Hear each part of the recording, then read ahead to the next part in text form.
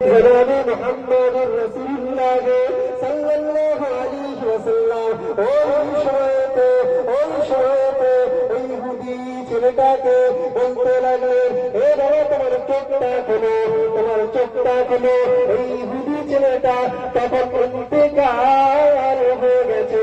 হুজুর সাল্লাল্লাহু আলাইহি ওয়াসাল্লামের আশার পূর্বেতে আল্লাহর নবী জামানের বাদশাহ হাবিবুল্লাহ জনাবে মুহাম্মদুর রাসূলুল্লাহ সাল্লাল্লাহু আলাইহি ওয়াসাল্লাম যখন বলতে লাগলেন, হে বাবা তোমার চোখটা খোলো, আল্লাহ পাক রব্বুল আলামিন হযরত আজরাইল আলাইহিস সালামকে খবর দিয়ে দিলেন, ও আজরাইল যাও তুমি আজকে 4 জান নিয়ে এসেছো, 4 রূহটাকে তুমি কবজ করে নিয়ে এসেছো।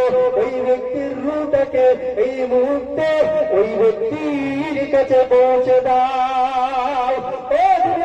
যদি ইসলামের মধ্যে দাখিল করে দিতেন, আমি রাসূলুল্লাহকে সাল্লাল্লাহু আলাইহি ওয়াসাল্লামের জন্য বড় ভালো হতো, আমার ইসলাম প্রচারের জন্য বড় ভালো হতো।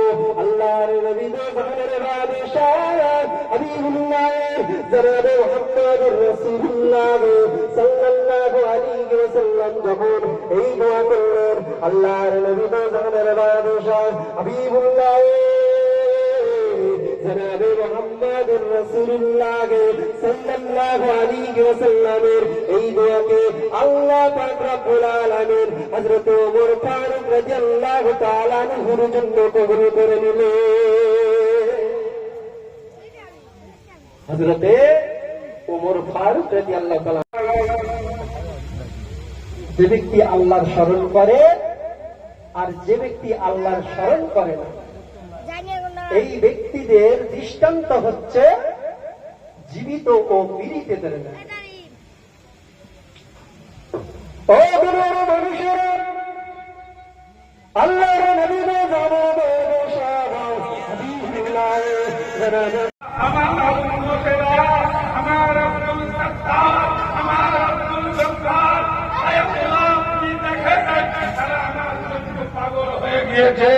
আমরা যদি আজ নবীকে পেতাম, কুরুনি প্রাণ হয়েছে, আমরা জীবন দিয়ে দিলাম।